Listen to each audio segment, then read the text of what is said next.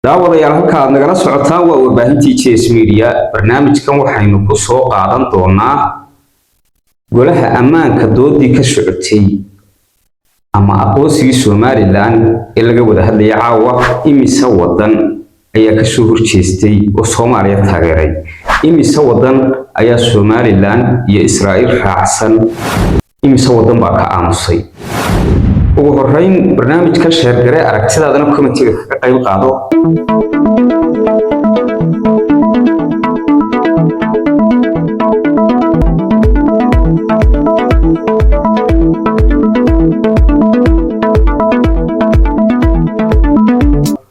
sidoo kale waxaynu isla eegaynaa doodii danjiraha Israa'iil u fadhiya Golaha Amaanka iyo sida uu Somaliland taariikhdeedii uga hadlay tan iyo 1960 bal ila daawo horta its independence.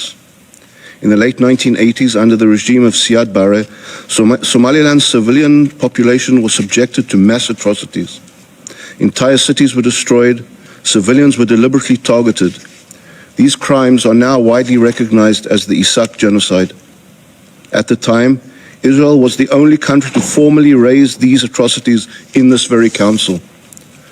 On May 2nd, 1990, Israel's then acting permanent representative, Yochanan Bain, submitted this letter to this very council, warning of grave human rights violations in Somalia, including the destruction of Hargeisa and the targeting of civilians.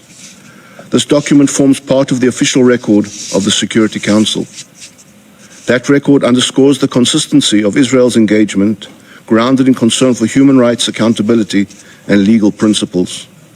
That history provides essential context for the discussion surrounding Israel's recognition of Somaliland today. Let me be clear, Israel's recognition of Somaliland is neither provocative nor novel. It is a lawful, principled acknowledgement of a long-established reality, consistent with international law and aligned with the values that this council is meant to uphold. Mr. President, Somaliland's modern political history is clear and well documented. On June 26, 1960, the former British Somaliland Protectorate attained independence as the state of Somaliland. In the days that followed, prior to its voluntary union with the Trust Territory of Somalia on July 1, 1960, Somaliland was recognized by 35 states, including the United States, the United Kingdom, France, China, Egypt, Ethiopia, the Soviet Union, and Israel. Somaliland entered that union as a recognized sovereign entity, exercising its right to self-determination. That union failed to produce a durable or fully ratified constitutional settlement. Political marginalization, repression, and mass violence followed. When the Somali central government collapsed, Somaliland reasserted its sovereignty in May 1991. For more than 3 decades since, it has existed entirely outside the authority of Mogadishu. Since 1991, Somaliland has consistently met the objective criteria for statehood under customary international law, as reflected in the Montevideo Convention. 1, it has a permanent population. 2, a defined territory. 3, an effective government. 4, the capacity to conduct foreign relations. In fact, Somaliland has held regular competitive elections, ensured peaceful transfers of power, and maintained effective governance and security throughout its territory. In a region marked by instability, Somaliland has demonstrated continuity, responsibility, and restraint. Moreover, Somaliland's engagement with the international community is already sustained and practical. Several states maintain representative, liaison, or economic offices in Hargeisa. These relationships reflect ongoing diplomatic, economic, and development cooperation. They also reflect an acknowledgement in practice of Somaliland's capacity to govern responsibly. Israel's recognition builds on this reality. This step was taken as an exercise of sovereign authority, consistent with international law and long-standing diplomatic practice. It is not a hostile step towards Somalia, nor does it preclude future dialogue between the parties. Recognition is not an act of defiance. It is an opportunity to promote clarity, an opportunity to encourage responsibility, an opportunity to strengthen stability in the Horn of Africa. This recognition is forward-looking. It aligns with the spirit of the Abraham Accords, cooperation over isolation, pragmatism over paralysis, and partnership over perpetual conflict. Somaliland has demonstrated a willingness to govern responsibly, to secure itself, and to engage constructively with regional and international partners. This trajectory is also not without precedent. In the case of South Sudan, early engagement by individual states, including Israel, preceded broader international recognition and supported international integration and stability. Reality was acknowledged first. Consensus followed. Mr. President, the question raised by Israel's recognition of Somaliland is not whether international law permits acknowledgement of long-established facts. It does. The question is whether this Council is ready to engage with reality as it exists. Somaliland's historical sovereignty, more than 3 decades of effective self-governance, and demonstrated capacity to act as a responsible international partner meet the legal criteria that guide recognition. Israel has aligned its foreign policy with this reality. This approach reflects the spirit of the Abraham Accords. It is grounded in international law and directed towards greater stability and security in the region. I thank you. I thank the representative of Israel for the statement. The representative of Somalia has asked for the floor to make further statement. I give him the floor. Thank you, Mr. President. Has asked for the floor to make further statement. I give him the floor.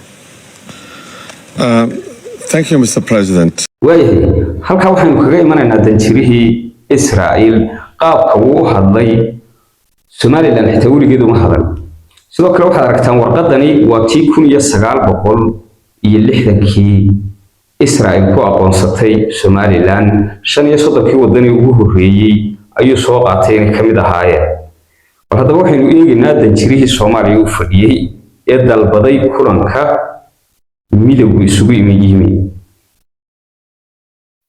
are well documented.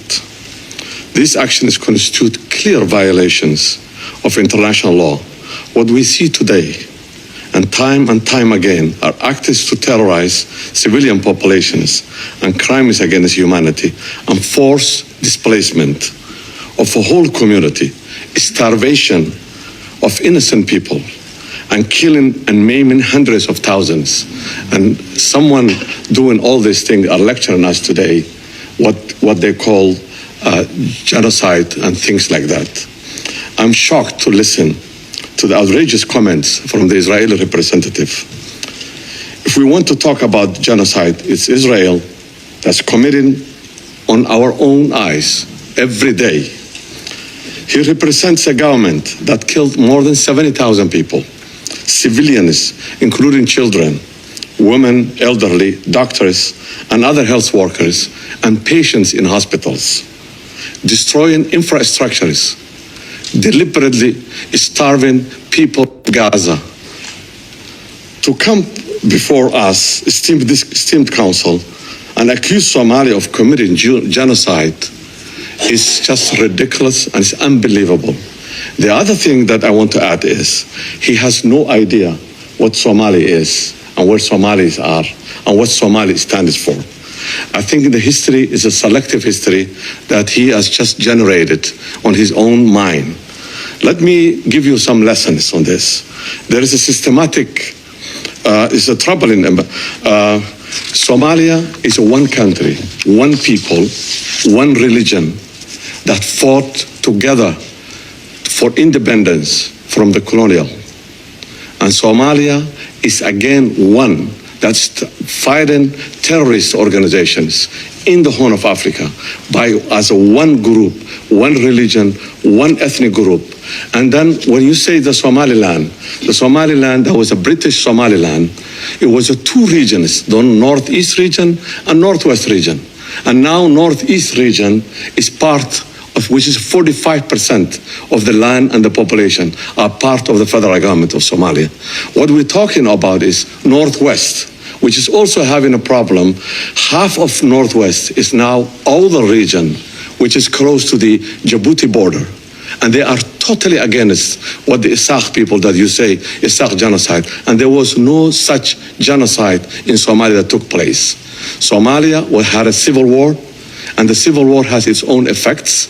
And we believe the civil war was also financed from outside. So to come to this place and lecture us humanity and genocide and human rights and independence and democracy, and we know what you're doing on a daily basis, is just an insult. And I cannot take it without responding to this. I thank you, Mr. President.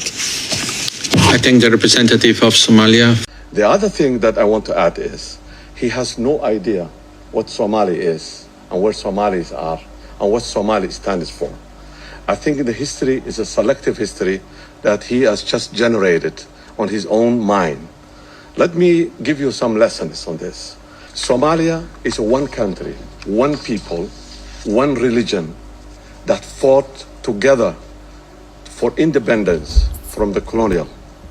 waa tahay waxaa jirta in wadanjiraha Soomaaliya dhinaca Israa'iil markuu ka hadlayay uu sheegay dadka ay laayeen waxyaabo caynkaasa oo saddex qodob oo dambe uu ku darsaday oo uu ka jawaabayay.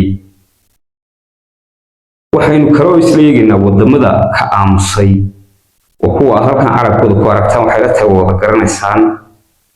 waxaa jira Israa'iil iyo Mareykanka mooyaane Somaliland aqoonsigeeda inta kale inay kuwana ka aamuseen, kuwana ka doodeen, kuwana ku raaceen. maxaa raacis maxaa la odhan karaa? Mareykanka iyo Israa'iil mooyaane ayaa kala soo raacay. Greega ayaa isaguna taageero xaggan u dhowaa.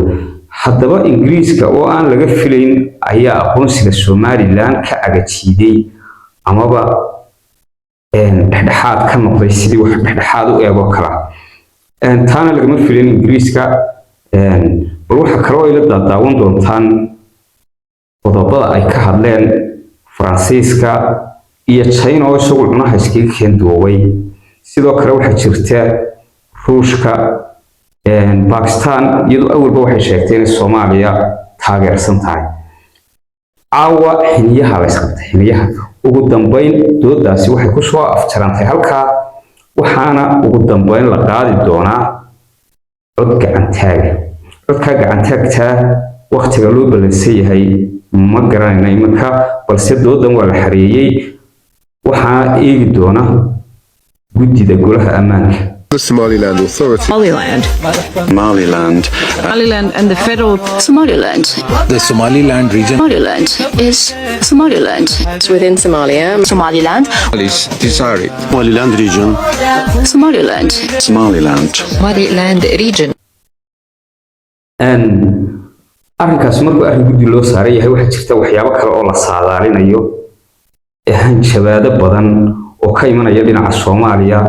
Al-Shabaab oo iyana afka gacanta saartay oo sheegtay iyadoo Soomaaliya sheegtay inay wada dagaal tegayaan. mas-uuloobi kartaa Al-Shabaab iyo Soomaaliya ciidankeeda ay soo raacayaan. warmay dad iyo bahal gacan saarka yeesheen buy. waxaa kale oo jirta Turkiga iyo Israa'iil. waxaa jira in la saadaalinayo Somaliland iyo Soomaaliya in ay soo kala raacayaan oo dagaal ka dhici doono xuduudaha Somaliland iyo Soomaaliya, taas oo iminka ay u badan tahay dagaalada la galaa inay nooca yihiin. marka Turkiga iyo Israa'iil dagaalamayaan ay labada qaybood sidii Azerbaijan iyo Armenia oo kale Turkiga iyo Ruushku hubkooda ugu tijaabinayeen in hubka iyo awoodda ay Israa'iil iyo isu sheegtaan Turkigu in ay labada dawladood ee Soomaaliya iyo Somaliland labada dhinac ka soo kala jeestaan oo dagaal aan hawl yarayn halka ka dhici karo. taasina saadaasha ayay ku jirtaa. waayahay balse maaha wax iminka bisil ee waa saadaasha fog. maxaad u filaysaa haddii aad tahay daawadaha inaad commentiga ku soo qorto aqoonsiga Somaliland xaggee ku dambeyn doonaa? bal in maadarayaal waxaynu ka daba tegaynaa qolyihii kale ee hadlay iyana ila daawada. Mr. President, and thank you, Assistant Secretary General Chiari, for your briefing. Colleagues, meetings such as today's distract from serious work to address issues of international peace and security, including in both the Middle East and the Horn of Africa. Israel has the same right to conduct diplomatic relations as any other sovereign state. Earlier this year, several countries, including members of this council, made the unilateral decision to recognize a non-existent Palestinian state, and yet no emergency meeting was called to express this Council's outrage. This Council's persistent double standards and misdirection of focus distract from its mission of maintaining international peace and security. On the matter of Somaliland, we have no announcement to make regarding U.S. recognition of Somaliland, and there has been no change in American policy. Thank you. والسلام يا برنامج كان كاسي كشوف قبل نادا وشو نكسن وحي تاكهر سنة سيدا ولا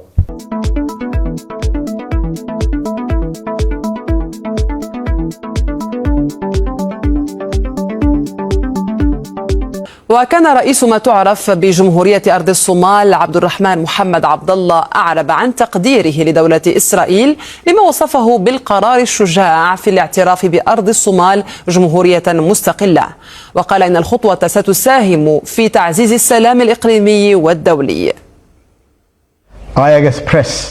أعرب عن تقديري العميق لدولة إسرائيل لقرارها الشجاع الذي يعكس استمرارية تاريخية وثقة في التزام أرض الصومال الراسخ بالسلام والاستقرار وبالحكم الرشيد.